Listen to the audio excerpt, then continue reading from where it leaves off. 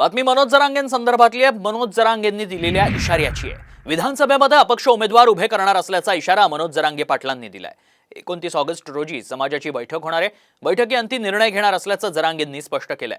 माझ्या विरोधातला बोलवता धनी सागर बंगल्यावर असल्याचं म्हणत जरांगेंनी पुन्हा एकदा देवेंद्र फडणवीसांवर निशाणा साधलाय। 29ला महाराष्ट्रातला समाजाची बैठक घेऊन ठरवणार आहेत काय करायचं।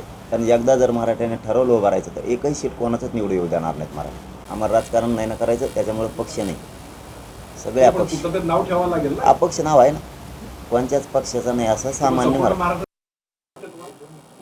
सागर बंगला सगळ्यांचं, सागर बंगला, सागर बंगल्यावर माणूस खाली आला की बिघाडाच।